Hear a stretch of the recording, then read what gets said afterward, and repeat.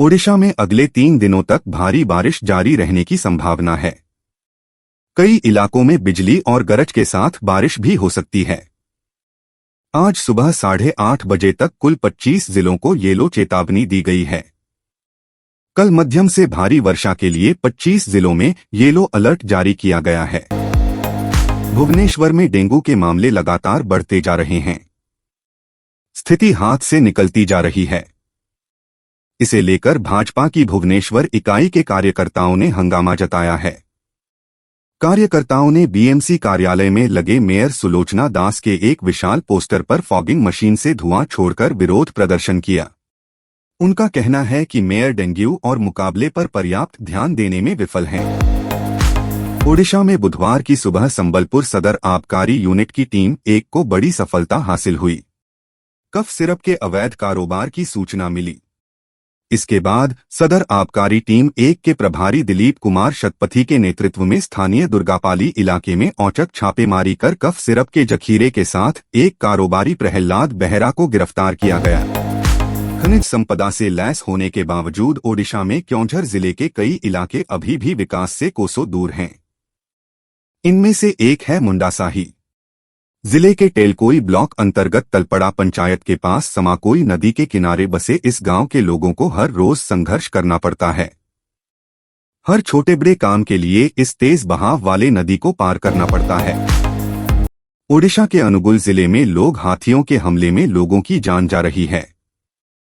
गुरुवार सुबह भी एक नर हाथी के हमले में एक पुरुष और एक महिला सहित 2 लोगों की मौत हो गई है। इस घटना के बाद गांव का माहौल तनावग्रस्त हो गया। गुस्साए ग्रामीणों ने टायर जलाए और सड़क जाम कर दी। उड़िया फिल्म इंडस्ट्री के निर्माताओं और अभिनेताओं को बदनाम करने के मकसद से एक शख्स उनके नाम पर फेक व्हाट्सएप अकाउंट बनाकर अभिनेत्रियों संग अश्लील बातें करता था। वीडियो कॉल करने के साथ ही अपने कपड़े उतार देता था। ऐसा करने के लिए वह पड़ोसियों के वाईफाई का इस्तेमाल करता था ताकि कहीं से पकड़ा न जाए। आखिरकार उसका सच सबके सामने आ गया। कल चंद्रयान 3 के सफल होने पर भारतवासी खुशी से झूम उठे थे। इस समय पूरे देश को अपने वैज्ञानिकों पर फर्क महसूस हो रहा है। भारत के चंद्रयान 3 के चांद की सतह पर सफलतापूर्वक लैंड करने के तुरंत बाद ओडिशा के केंद्रपाड़ा जिले में पैदा हुए कई शिशुओं का नाम चंद्रयान रखा गया। कम से कम 4 शिशुओं का नाम उनके माता पिता ने चंद्रयान के नाम पर रखा है। गोबर से निर्मित उपहार बनाने एवं बिक्री करने का काम गोधाम अनुष्ठान की तरफ से किया जा रहा है। यह अनुष्ठान अब गोबर का प्रयोग कर विभिन्न देवी देवताओं की मूर्ति के साथ ही कई प्रकार की सामग्री तैयार कर रहा है, जो वातावरण के अनुकूल होने के साथ ही लोगों को भी अब खूब पसंद आ रहा है। ओडिशा के रायगढ़ जिले में मलेरिया ने खतरनाक रूप धारण कर लिया है। पिछले 6 दिनों में जिले के विभिन्न ब्लॉकों से 40 से अधिक बच्चे मलेरिया से पीड़ित पाए गए हैं। इन बच्चों का रायगढ़ मुख्यालय अस्पताल में इलाज चल रहा है। जिले में बीमारी फैलने में कोई कमी नहीं दिख रही है। अस्पतालों के फर्श पर बिठाकर मरीजों का इलाज किया जा रहा है। ओडिशा के गंजाम जिले से अजीबोगरीब मामला सामने आया है। जिले के अल्पज्ञात कोटिनाडा गांव में बुधवार को भारी संख्या में गांव के लोग थाने पहुंच गए और गांव वालों ने इलाज के लिए जादूटोना करने वाले ओझाओं, तांत्रिकों से सेवाएं लेने के लिए पुलिस से मांग करने लगे। हालांकि कोटिनाडा पुलिस ने ग्रामीणों को अस्पतालों में चिकित्सा पेशेवरों से सलाह लेने को कहा। कटक जिला गोविंदपुर कसरदा इलाके में जिला आबकारी विभाग की ओर से छापेमारी की गई और छापेमारी के दौरान एक मछली व्यापारी से 17,40,000 रुपए का ब्राउन शुगर किया गया है। इस मामले में आबकारी विभाग की टीम ने गोविंदपुर थाना अंतर्गत कसरदा आलिंगी गांव के मानस कुमार मलिक 26 को गिरफ्तार किया है। केंद्र सरकार ने इस साल जनवरी में महात्मा गांधी राष्ट्रीय ग्रामीण रोजगार गारंटी योजना MGNREGS के तहत नामांकित लोगों को मजदूरी का पेमेंट करने के लिए आधार आधारित भुगतान प्रणाली ABPS का इस्तेमाल अनिवार्य कर दिया। पहले ABPS मोड को अनिवार्य रूप से अपनाने की प्रारंभिक समय सीमा 1 फरवरी तय की गई थी, जिसे बाद में 31 मार्च फिर 30 जून और आखिर में 31 अगस्त तक बढ़ाया गया था। कावेरी जल बंटवारा विवाद में कर्नाटक सरकार ने गुरुवार को सुप्रीम कोर्ट में हलफनामा दायर किया। कर्नाटक का कहना है कि राज्य के जलाशयों से प्रतिदिन 24,000 क्यूसेक पानी छोड़ने का तमिलनाडु का आवेदन इस धारणा पर आधारित है कि यह वर्ष सामान्य वर्षा जल वर्ष है। कर्नाटक का कहना है कि 36.76 टीएमसी जल छोड़ने को लेकर तमिलनाडु के आवेदन का कोई कानूनी आधार नहीं है। रेलवे ने जोनल रेलवे को निर्देश दिया है कि वे कर्मचारियों के उनके जीवनसाथी के स्टेशन या पोस्टिंग स्थान पर स्थानांतरण के लंबित अनुरोधों का शीघ्र निपटारा करें। All India train controllers association ने उत्तर रेलवे के प्रधान मुख्य परिचालन प्रबंधक को एक पत्र लिखकर ट्रेन नियंत्रकों के पति पत्नी के ग्राउंड ट्रांसफर अनुरोधों को गलत तरीके से अस्वीकार करने का आरोप लगाया था। चंद्रयान-3 नेता और अभिनेता हर किसी ने अपने अपने अंदाज में चंद्रयान-3 की सफलता पर इसरो को बधाई दी। देश में कई ऐसा नेता हैं जिन्हें इस मिशन के बारे में ज्यादा मालूम नहीं है, लेकिन इसरो और देश के वैज्ञानिकों को बधाई देने की होड़ में वो भी शामिल हुए। इन नेताओं ने चंद्रयान-3 की सफलता के बाद कुछ ऐसा कहा है जिसे सुनकर आपकी भी हंसी छूट जाएगी। मध्य प्रदेश विधानसभा चुनाव 2018 में जिन 39 सीटों पर भाजपा को पराजय का सामना करना पड़ा था, उन पर घोषित प्रत्याशियों को पार्टी के प्रदेश चुनाव प्रभारी एवं केंद्रीय मंत्री भूपेंद्र यादव, मुख्यमंत्री शिवराज सिंह चौहान, केंद्रीय मंत्री एवं चुनाव प्रबंधन समिति के प्रदेश संयोजक नरेंद्र सिंह तोमर और सह प्रभारी अश्विनी वैष्णव ने जीत के टिप्स दिए। त्रिवेदी ने मंगलवार को जयपुर में प्रदेश भाजपा के मीडिया विभाग की कार्यशाला को संबोधित किया। इसके बाद मीडिया से बात की। त्रिवेदी ने कहा, प्रदेश की जनता भाजपा को वोट देने के लिए प्रतिबद्ध है। उन्होंने कहा, popular front of India (PFI) को अलवर में रैली निकालने की अनुमति किसने दी? यह जानकारी होनी चाहिए। जनता अब आगामी विधानसभा चुनाव में भाजपा को चुनने का मन बना चुकी है। त्रिपुरा के कांग्रेस नेता बिलाल मियां को पार्टी से 6 सालों के लिए निष्कासित कर दिया गया है। कुछ दिनों पहले बिलाल मियां ने त्रिपुरा के वरिष्ठ मंत्री रतन लाल नाथ और सुशांत चौधरी से उनके आवास पर मुलाकात की थी। पार्टी के एक वरिष्ठ नेता ने कहा, बिलाल मियां को पार्टी विरोधी गतिविधियों में शामिल होने के कारण 6 साल के लिए कांग्रेस से निष्कासित कर दिया गया है।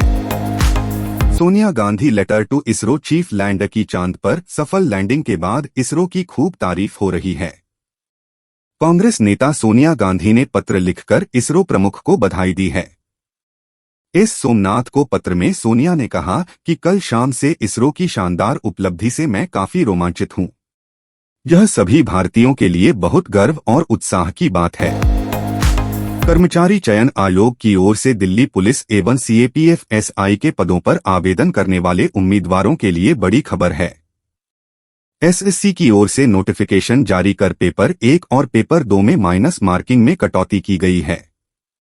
अब परीक्षा में 1/3 की बजाय प्रत्येक प्रश्न गलत होने पर 0.25% अंक की कटौती की जाएगी।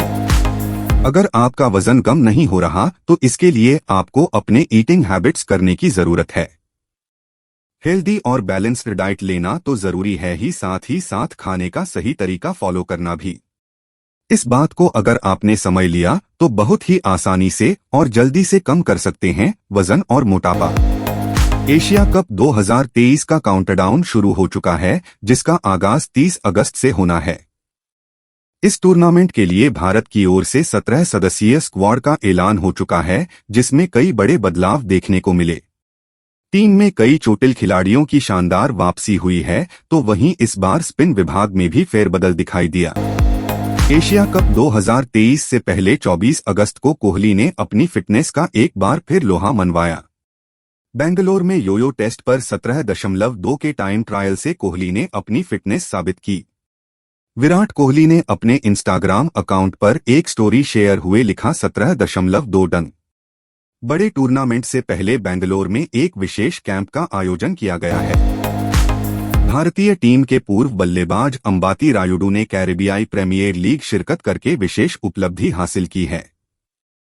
हालांकि सीपीएल 2023 में Saint Kitts and Nevis Patriots का प्रतिनिधित्व करने वाले अंबाती रायुडू कभी भी अपने डेब्यू मैच को याद नहीं रखना चाहेंगे।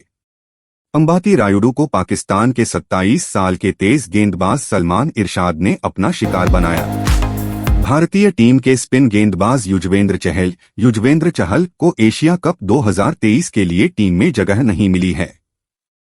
उन्होंने कई मौकों पर टीम के लिए मैच विनिंग परफॉर्मेंस, इसके बावजूद उन्हें एशिया कप टीम से बाहर रखा गया। इस फैसले पर लगातार कई दिग्गज सेलेक्टर्स को निशाना बना रहे हैं। हाल ही में हरभजन सिंह ने भी सेलेक्टर्स पर अपनी भड़ास निकाली है। खतरों के खिलाड़ी सीजन 13 का आगाज जुलाई में हुआ था। रोहित शेट्टी के रियलिटी शो में कई शिव ठाकरे से लेकर अर्चना गौतम और डेजी शाह जैसे कई कंटेस्टेंट ने पार्टिसिपेट किया। हालांकि दर्शकों को ये शो कुछ खास एंटरटेन नहीं कर पा रहा है, जिसकी वजह से शो टीआरपी लगातार गिर रही है। ये शो टॉप भी बाहर हो चुका है। सिनेमा लवर्स लिए सितंबर का महीना काफी खास होने वाला है।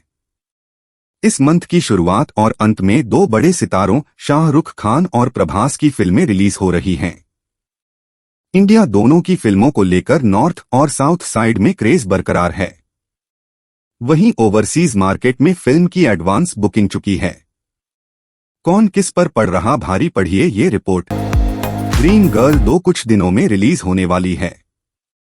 फिल्म 2019 में आई ड्रीम गर्ल का सिक्वेल है। पहले पार्ट में आयुष्मान खुराना के साथ नुसरत भरूचा नजर आई थीं। हालांकि ड्रीम गर्ल 2 में एक्ट्रेस को नहीं लिया गया और उनकी जगह फिल्म में अनन्या पांडे को कास्ट कर लिया गया। कॉमेडियन भारती सिंह आज सफलता की दुनिया के सामने एक उदाहरण है। वह अपना यूट्यूब चैनल भी चलाती हैं, जिस पर लाइफ से जुड़ी चीजें अक्सर शेयर करती रहती हैं। इसी बीच अब उनको लेकर एक खबर सामने आ रही है। दरअसल भारती ने अपनी फीस कटौती पर खुलकर बात की है। गदर 2, OMG 2 और जेलर की सक्सेस के बाद अब सिनेमाघरों में कुछ और फिल्में भी तहलका मचाने के लिए तैयार हैं। इस हफ्ते थिएटर्स में रोमांस भी दिखेगा और एक्शन भी, सोशल मैसेज भी मिलेंगे और सस्पेंस भी। आइए आपको दिखाते हैं इस हफ्ते थिएटर्स में रिलीज होने वाली फिल्मों की लिस्ट, जिसे आपको मिस नहीं करना चाहिए।